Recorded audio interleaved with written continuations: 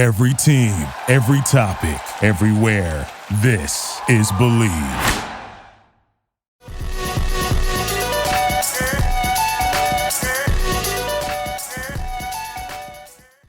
What's going on, everybody? Welcome back to another amazing episode of Zero Dark Nerdy, the world's most notorious pop culture podcast. This is your host, Brian, a.k.a. El Nino. And today I'm joined with Brian Saber, Captain Cleveland, Browns, Cavs, Indians. And today we have a very special guest, none other than the one and only Bear Walker in the building. Bear, thank you so much for joining us today, my friend. Thanks for having me, man. I don't have any taglines or AKAs, but you gotta have one, man. That's the rule. We gave Brad was on last week. Brad Lambert. We gave him what you give Mr. Hollywood. Mr. Hollywood. I like it. So you can be like the skate king or something like that. There we go. The king of decks. The deck king. Yeah. I don't know. Tiger King's really hot right now. I guess we can go with Bear King, Skate King, whatever you want. Love it, man. Love it. Well, for our listeners, followers who may not have heard of you, if you can just tell us a little bit, about you, about the decks, the brand, how you got started, the whole 9 yards. Sure. Yeah. Well, so my name is Bear Walker. I make handcrafted premium skateboards, usually like heavily infused with pop culture. But yeah, what makes us unique is I carve out the designs and the grip itself. So it's like all made out of wood with like my patent pending carved texture. But yeah, I get to enjoy the artwork on the top. I think it's a good like conversation starter. It's handcrafted, made in America. It just has a cool vibe about it. But yeah, we are heavily pop culture infused, like I said. So I get to make things that I've been super passionate about my whole life, and then you can actually skate on it, which is cool. But we've been around for about 4 years or so. Just kind of hit our swing a couple of years ago. Gained a few celebrity clientele and stuff like that, and that's helped, take us to the next level for sure. Awesome, man. Awesome. What questions you got? I don't want to talk about the decks yet. Okay. All right. Yeah. It's about me. It's about me. Yeah. I love sports. You live in Alabama, right? Mm-hmm. Yeah. You're from Alabama, right? I'm from South Carolina. Okay. Oh, okay. But you live in Alabama. You're from. So that's where the Clemson thing came in. That's where it gets interesting. Okay, yeah. So I was going to ask, man, if you're from Alabama and you went to Clemson, like you said, I read an article. I'm not sure.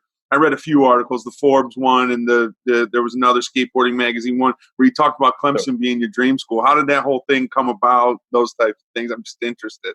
Yeah, well, so I grew up in South Carolina, so there was like the huge Clemson USC rivalry, So that's what I grew up with, and I was like diehard Orange.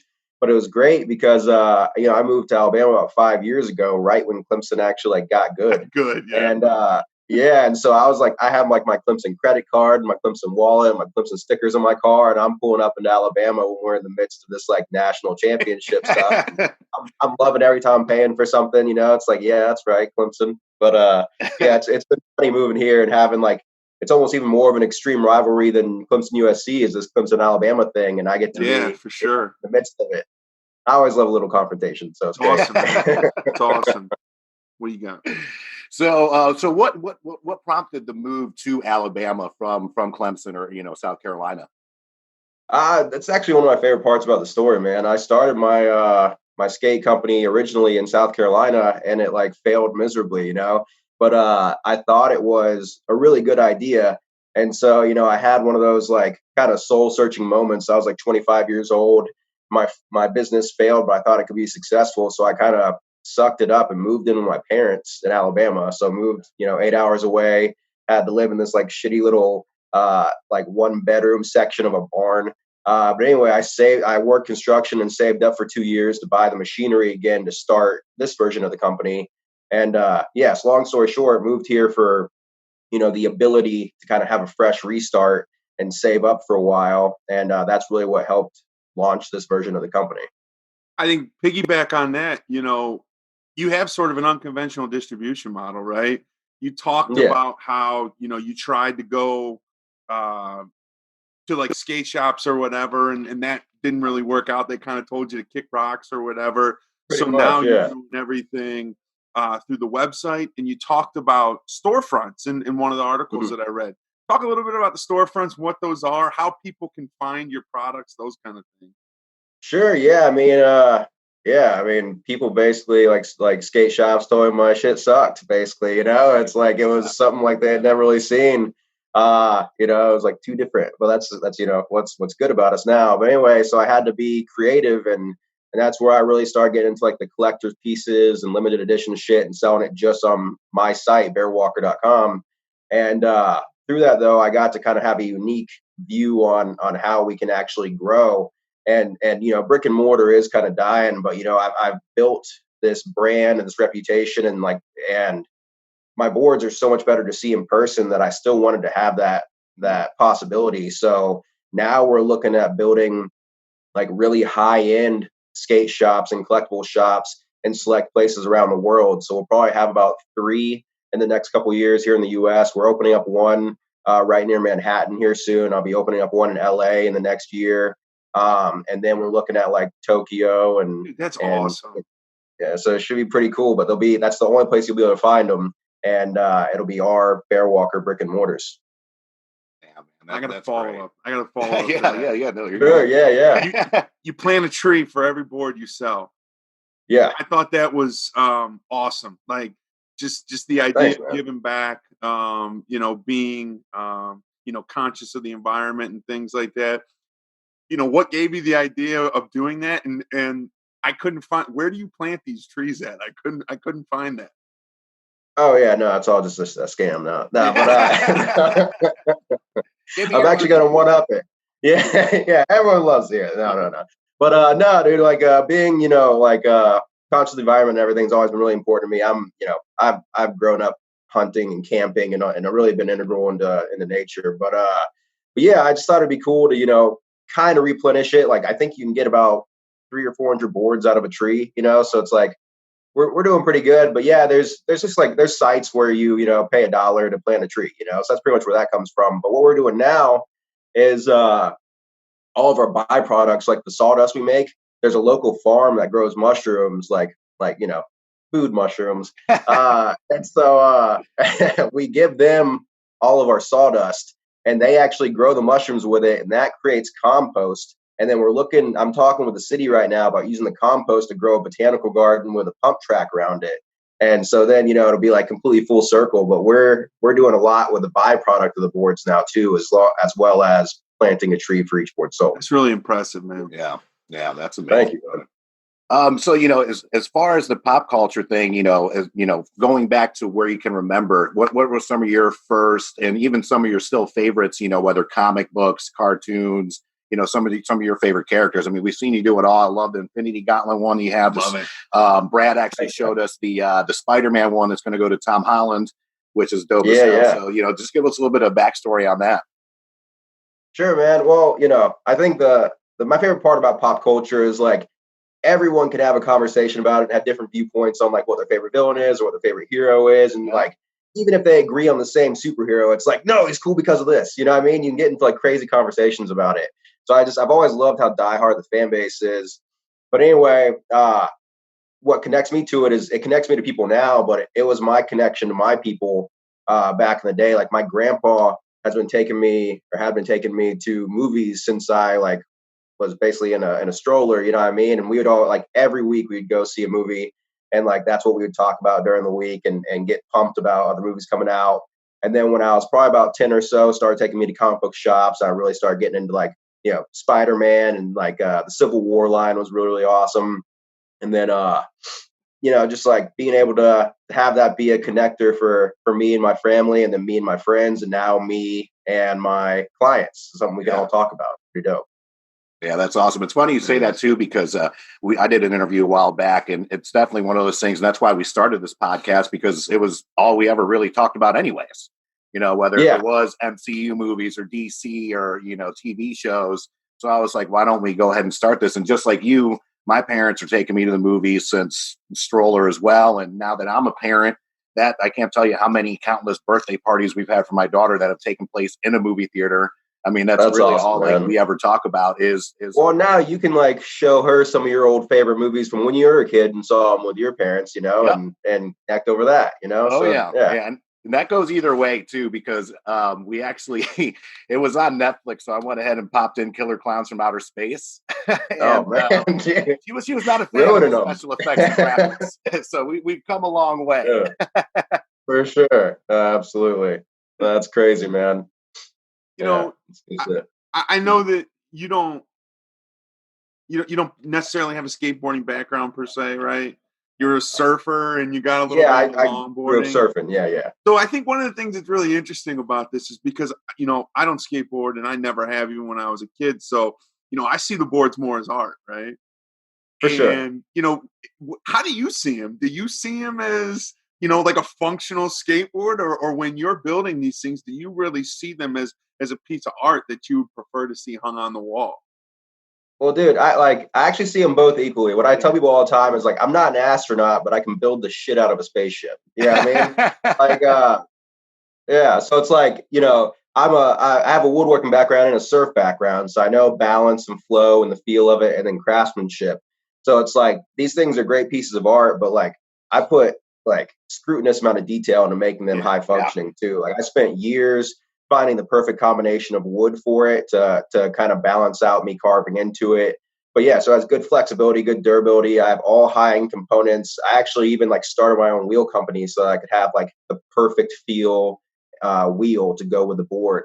So like just as much attention to detail that goes into the actual art goes into the function of it too. Your designer, Amanda Rachels. You talked about her, right? Talk about how she designs all the boards. You do the woodworking, but she actually does the design work. Well, she does. So I do majority of the designing, but she does all of our like portrait and comic book kind of stuff. So I'm really good with like the graphic elements and composition. I'm almost like the art director, and then she's the artist. So it's like when it comes to like an actual portrait or something, she always does those and she kills it. But she actually has like her own like comic brand as well. I think it's Inverse. Yeah, Inverse Comics. I'm cool. I want to give her a shout out. I'm just like, she's super talented. Well, shout out to Amanda. You mentioned her in one article, and I thought, man, she's got to be a big piece of this operation. So I wanted to make sure that we got a plug in there for her. I appreciate that, man. Let's plug everybody. I love Brad Lambert, my manager, Amanda Rachels, my artist. They're all great. A couple other people. You're the guy that's kind of managing the shop now. Kevin, is his name Kevin? Oh, so he was managing my shop last year. So we got a lot of new crew. Kevin actually, we started growing pretty rapidly, and he was always like a chill surfer skate dude. And the shop definitely isn't chill anymore. We are going full blast. So like we parted ways amicably, but we have my new. Oh yeah, you're such a dick, dude. No. How dare you bring that shit up? Reading articles from 2019. Yeah, man, it's old news, man. But no, we got Mason, who's our new production manager. He's been killing it, doing great. But yeah, we've we always have a pretty good family vibe here. So Kevin, still comes to shit and we talk and all that. But yeah, we've been building out our crew. When Kevin was here, we had like 2 people. Now we have 8, to kind of show you how hectic it's gotten. And we're hiring about 5 more people over the next month. Yeah. So like the crew is growing. Yeah. Sure. It's all, I mean, look, your website's awesome. Whoever designed your website, I just want to say that they did an outstanding job. But, you're talking about your team growing, right? Team's growing. You've talked about wanting to be like a world-renowned skate brand, right? And it sounds like you're doing big things. You got these brick and mortar shops coming. But you said, I want to be a world-renowned skate brand, but I also want to remain small and exclusive, right? That's kind of, those are kind of conflicting ideologies. So how do you do that, man? Like, dude, my brand is conflicting ideologies, man. It's what we do for sure. But no, man, I mean, like, it's like a lot of artists out there, they're world renowned, but they have, just a small crew that makes these quality pieces. Like Daniel Arsham is one of my heroes. I'm not sure if you've heard of him, but we're shaking he's actually doing like we have, but we haven't. Yeah, very nice work. Yeah. But no, he's really dope, and he has a small crew too. But like, basically, I'm trying to build it enough to where, we have the reputation to where we can, you know, kind of get these bigger deals.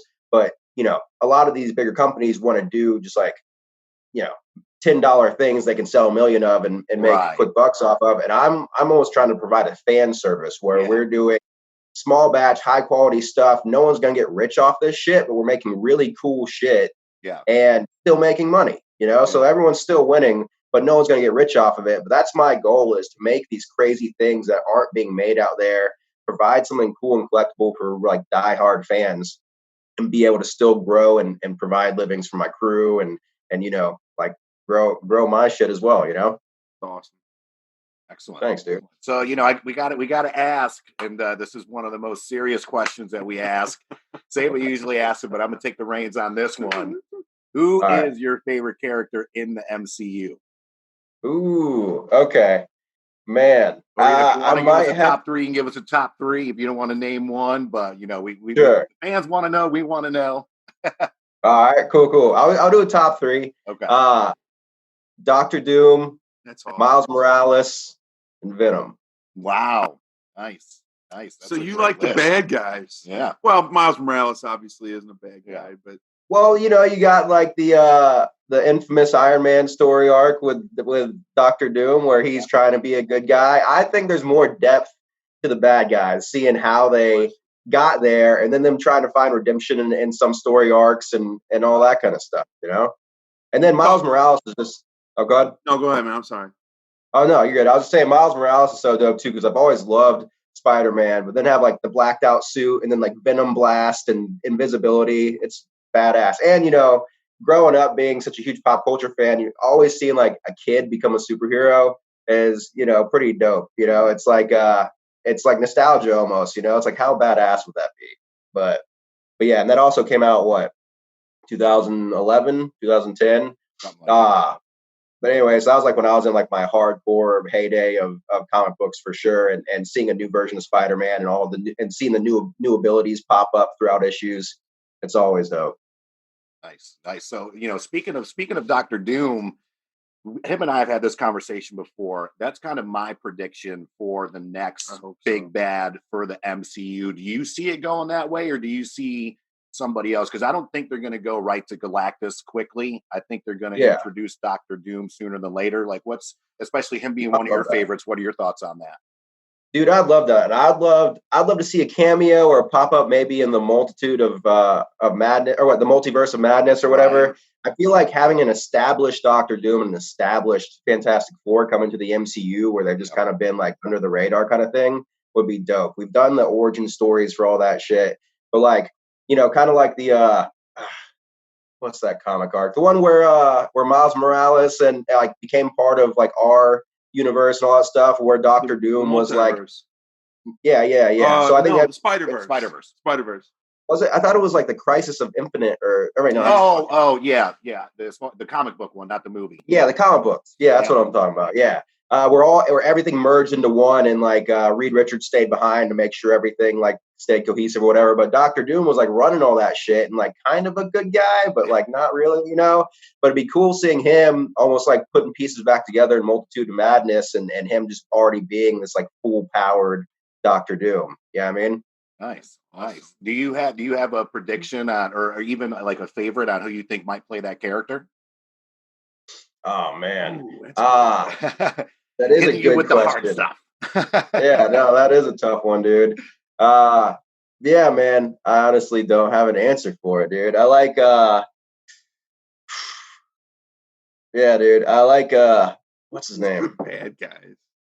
I love Jeffrey Dean Morgan, but I love him in just about everything. Yeah. Well, dude, I need Jeffrey Dean Morgan as Thomas Wayne, you know, like continuing the flashback. Yeah. So agreed. Yeah, which is a whole different thing. Flashpoint is probably my favorite comic story arc ever. Nice.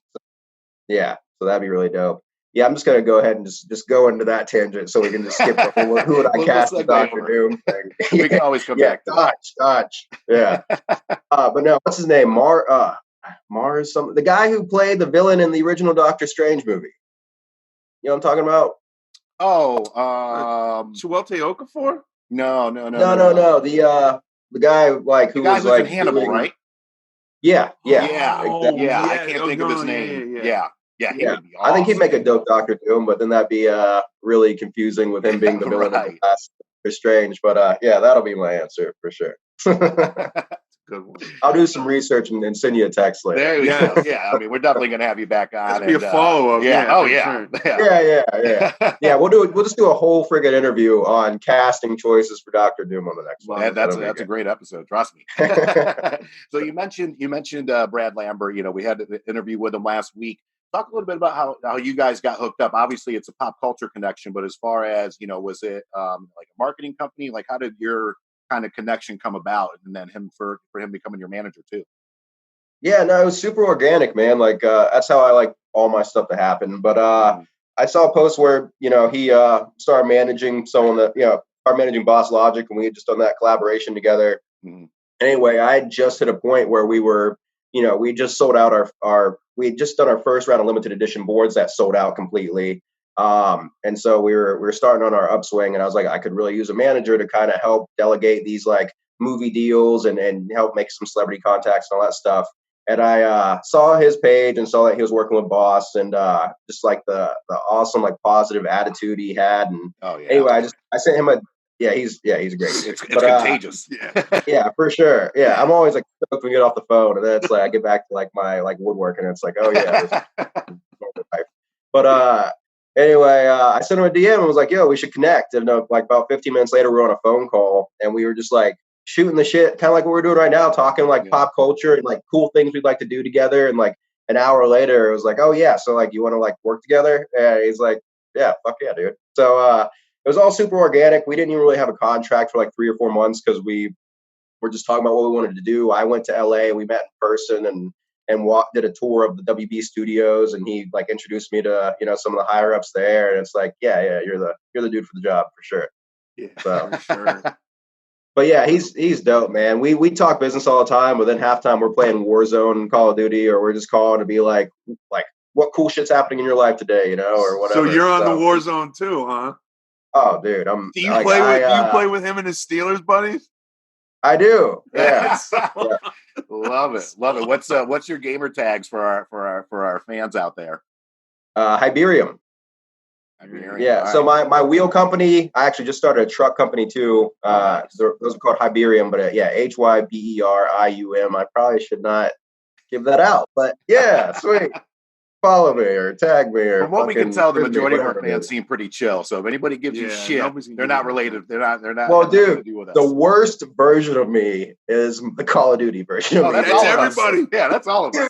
I rage quit. I started. Yeah. I haven't played it in like 3 weeks because the last time I played, I got so mad. It's easy to do, man. It's like, why am I not an expert at this? And it's like, oh yeah, because I fucking am a 30-year-old man. You know? Because everybody else cheats, man.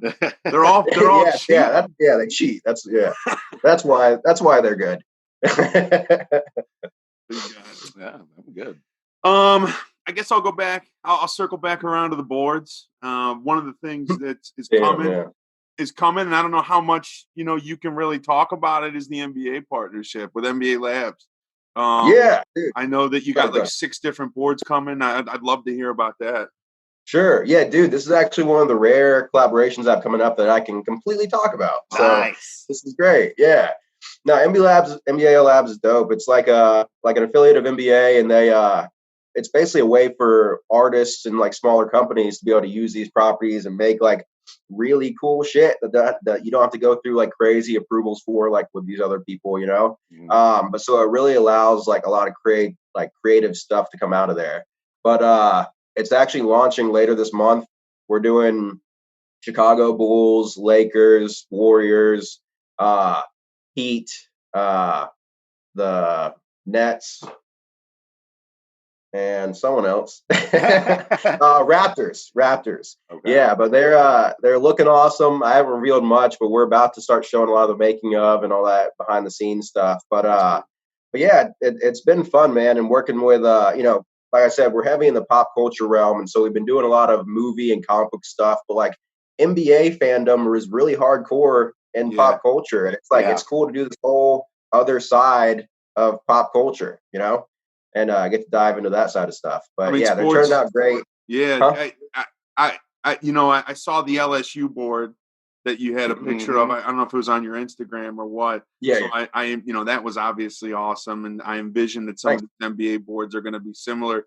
Do you have other college stuff that you've done, or because the LSU one was the only one I saw? Yeah, so that was for my brother-in-law. Okay. He actually, he supported the cause and bought a board, and he's super into LSU. So he was like, just make something for me. And so I made him an LSU because he's diehard fans of it. But yeah, no other college stuff right now. Clemson, I'm sure I might make something for here eventually, and then maybe a University of Alabama, and I can make it look terrible. So that'll be have like a dead elephant laying on it. Yeah, just like all deformed and stuff. It's like, what? Yeah, this is great. That's good. That's awesome. Yeah. See, that's where I'm trying to get to. I'm trying to get to where I have like fuck you money, to where I get these like collaborations, be like, I hate this shit, so I'm just gonna like mess it up, Well, I mean, that's what it's all about too. I mean, I tell people all the time, like we like interviewing people, talking to people that have a great general interest in what we have. We're not here. Same thing with sponsors too. Like, you're not going to see us have like Kirby vacuum cleaners as a sponsor. Like, they're great vacuums, but I don't give a shit about vacuums. So, it's important to want to do these kind of projects because you're going to be passionate about it in the first place, and it's not going to be fake. Absolutely. Yeah. And the cool thing is too, like in the comic realm and pop culture realm, it's like there's more material that I love than I could ever even make. So I don't have to make, vacuum skateboards. Hey, man, that might be kind of cool, but that'd be dope, man. Skate around your apartment and just like cleaning shit up. That'd be sweet. Yeah. All right. Yeah, that was my idea. I'm taking that. I mean, TM that. You're an entrepreneur at heart, obviously, right? You got skateboards, you got apparel, you're obviously getting into the wheels and trucks, you got, partnerships. Next for you, man? Like what's the next area maybe that you're not necessarily in today that you'd love to, dip your toe in the water or even dive right into the pool, man? Sure. Well, so here's a Zero Dark Nerdy exclusive. I actually just started. Yeah. We need some. I'll send you some gifts or something. We need to have some fucking exclusive banners flashing over the shit. But anyway, I just started an electric board company, so we're gonna be having electric boards soon, which is really exciting. Yeah. But aside from that, man, I'm trying to think of what I should say. We're opening up a skate park, so that's gonna be pretty huge. But yeah, outside of that, I'd say it's more personal stuff. Like I'm looking into opening a restaurant. I want to, start buying some land and have some rental properties, all that kind of stuff. Old man shit. But hey, gotta look out for the future, homie. That's what I wanted to know. That's the stuff that I think not to keep harping on Brad, man, but Brad just talks about passion, what you're passionate about, and lots of times what you're really passionate about is kind of things outside of what you do every single day. So I think it's important. For sure. Well, so like skateboarding and building these things really and this whole brand has become my life. So it's like, it's really hard to deviate from it. But one thing that I'm super passionate about and does have to do with the future is like, we're in Alabama. I'm on the Gulf Coast. There's not a huge skate scene here. So like one of my huge goals over the next 5 years or so is really growing the skate scene here. But so I just bought the lot across the street from me, and we're building this huge fantasy factory style manufacturing facility. It's gonna have like a rock climbing wall and a pump track and a skate park, and we're gonna be filming stuff out of there. We got like a little TV show thing we're working on. Nice. But anyway, I'm trying, like, basically everyone who comes to my shop right now is always like, why? Like, I didn't know this was here. This is crazy. Like, everyone gets excited about it. So I'm trying to do more events, get kids outside, get kids interested in building shit with their hands. And I really just want to help build a community of skate and entrepreneurship and crafting things with your own two hands and fixing things instead of buying new shit, but really get a good community feel going here and be an integral part of it. That's awesome, amazing. Man. That's amazing, man. If you can talk a little bit, I mean, just a little bit about, you said when you first started off that, it was not a success and you were getting the no's. And one of the big things that we talk about here is, just perseverance and overcoming obstacles. give a little bit of, your story to our listeners. Cause I mean, a lot of people don't realize, like, listen, you're going to have some hits and misses, plain and simple. Yeah, and, for sure. Just how did you overcome that and just say, you know what, fuck all this. I'm still going to persevere and I'm going to do what I want to do. Yeah. Well, so like, first of all, is I feel like it's your mentality. Like I've viewed all of these like terrible things that happen as a benefit to me. Like I graduated college in 2011 and there was like no fucking jobs, Right. So it's like I had to bounce around and get these little odd jobs that ended up kind of combining and giving me inspiration to make these boards. So like at the time it seemed like it fucking sucked, but it was like really like the building block to like force me to kind of start my own company. It like forced me to like take on these jobs where I gained skills I wouldn't have gotten elsewhere. But the other thing, I guess, is having faith in yourself and believing that you can do shit. Because like I tried to get partners and tried to like hire people to do stuff for me, and it ended up just costing me time and money and a lot of like heartache. And I ended up doing it myself. And through doing it myself, learned a lot more shit that like became extremely valuable at this stage of my company. But then also just like realizing that could be a viable thing, that I believed that it had legs to it, that my thought, my dream was valid. And even though it failed that first time, it's like, okay, what can I do to make it happen? So moving in with my parents and saving up money and then starting it back again on my own. And, through those years of like fucking trials and tribulations and all that shit, it really did prepare me for what's going on right now. If all this had been handed to me and the success hit 1 year in, I'd be making extremely expensive mistakes. Right. I would be probably like sitting on my ass a lot of the time. Like I've like put my heart and soul and almost a decade of my life into building this thing. And this thing will not die because I've invested so much time into it. You know what I mean? Yeah. Yeah. I mean, I think young people, they don't realize when you're young, you don't realize that you're going to fail. Right. And you're going to fail a lot. Yeah. For sure. And well, dude, here. So a great example is like my grip, that like patent pending grip shit I got. Yeah. That all happened, like most of it was by mistake. Like it was from boards cutting out incorrectly. And then like I started finding these patterns and these grip textures and all this stuff that really evolved the boards. But it wasn't like it was like a mistake that happened like by fluke. It was me doing thousands of hours and building tons of boards to allow the opportunity for these mistakes to happen. And then maybe be like, oh shit, I can utilize this mistake and make something better because of it. That's great. I got an easy one for you. Sweet. Thank God, man. So I saw a puppy on a video and I saw a puppy in one of your pictures. We're dog guys. Yeah. Is that your dog? That's my puppy. Yeah, that's What's Blue. That dog? Tell me about that dog. So she is insane, first of all, but she's half lab, half Pomeranian. Oh wow. Yeah, so she's strange. Yeah, the Pomeranian was the dad. But thankfully. But yeah, she's nuts. She's just this crazy little thing. She's like sweet as can be, but she's a little demon too, and she's always like running around tearing shit up. But my favorite thing is like she loves wood as much as I do. She always grabs sticks and brings them in and tears them apart. But yeah, she's always laying in a pile of sawdust or bothering me at my feet when I'm building shit. But yeah, she's What's great her name? little Blue. Blue. Awesome. Yeah, she's we a good love little, dogs, man. little shop hand. Yeah. Dude, me too, man. Yeah, she's great. Yeah. We actually got two. Rosie, she's a mutt. That's the rescue. So that was the easy one. Yeah. Oh shit. So there's a follow-up. Gotcha. The great thing about a guy like you, here's where I compliment you, right? The great thing about a guy like you is you're hungry, you're driven. You definitely have a vision, man. I think vision is really important. But for somebody who's growing as fast as you are, and success is really coming. The definition of what success is, it has to, it's evolving daily, right? So what does success look like to you right now? No, that's a great question, man. I've actually done a lot of like internal reflection about this recently because like, kind of like what we were talking about earlier about like, kids thinking that like success is just going to come and all that kind of stuff. It's like, I've always dreamed and like known I was going to be successful because that's the only thing that kept me going, but it was kind of like, I'm going to hit this stage and everything's going to be fucking easy, like after that, like it's going to be smooth sailing.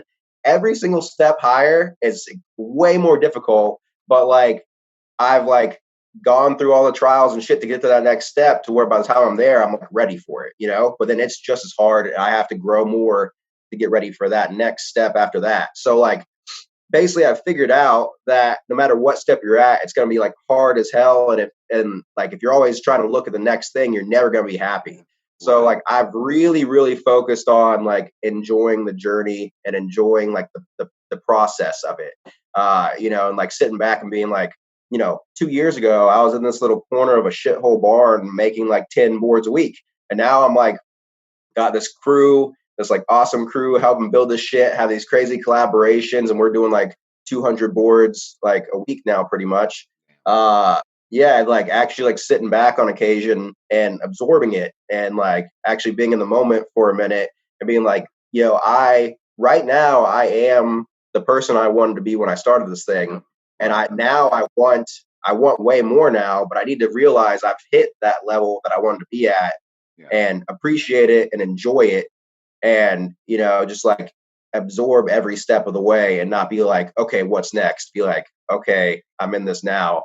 I got friends and a crew and family that I love. I got a paycheck that's coming in from doing something that I created and that I love. I get to talk about pop culture shit, meet cool people all the time. Like, it is pretty fucking good right now. He's talking about me. No, I think that's really insightful, right? Because I had a boss that I used to work for that had this saying, and it's like, when do we eat cake, right? Like, that was this metaphor for when do we throw the party and when do we eat cake? And oftentimes what happens is when it's actually time to eat the cake, you're already on to the next goal, the next objective, hitting the next sales target, whatever it is. So I think it's really insightful. Basically what you're saying is you're taking some time to sit back and eat some cake, right? For sure. Yeah, man. Yeah. Like last night I took my whole crew out for like this like big seafood dinner, and like there's nothing going on except for that we are doing a good job right now. And I just wanted everyone to have a good time because like we're doing good, Great. I got nothing else. That's awesome, man. Well, before we sign off here and, hang out for a little bit after we hit the record button, let people know, the website, social media, how they can find you, interact with you, and also too, talk a little bit about, because I know that you offer custom boards too. And, I'm sure us and some fans are going to want to get some awesome custom decks from you. So. Awesome, man. Cool. Yeah. Well, if you want to see most of my work, it's at Bear Walker Official on Instagram.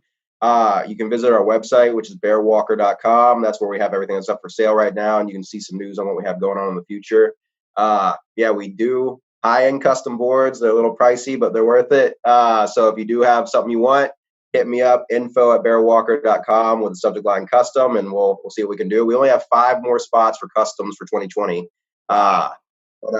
Dude, we're booked through like 2023 right now with shit, which is great. But anyway, go look at my shit. Fucking on something, send me a DM. Let's talk. It'll be great. Yeah, man, it's been great talking to you. We're definitely going to have you back on the show. I love being able just to vibe with people immediately, whether it's pop culture, business, and, just the fact that you're a self-starter, nothing was handed to you. Your story's incredible, inspirational by far. So thank you again for joining us. For all the listeners, fans out there, make sure you check out Bear Walker. And of course, follow us on social media, subscribe, like Instagram, YouTube, Spotify, SoundCloud, the whole entire fucking internet. So we will sign off here, and then we'll see you next week. Appreciate you for having me, guys.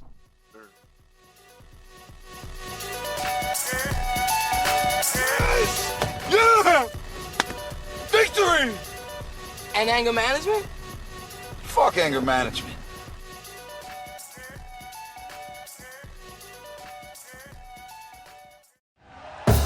Thank you for listening to Believe. You can show support to your host by subscribing to the show and giving us a 5-star rating on your preferred platform. Check us out at Believe.com and search for BLEAV on YouTube. Hey, it's Michelle Beadle. That's right, the Michelle Beadle. You're welcome. You love talking about sports. I love talking about sports. You know the only thing cooler than talking about sports? Sports! sports. And right now, all your favorite sports are on SiriusXM. I'm talking every NFL game, every game from the NBA, NHL, MLB, every NASCAR race, golf major conference college sports, and all the top games in the WNBA. If you get your heart pumping, it's on SiriusXM. To start your free trial of SiriusXM today, visit SiriusXM.com/believe.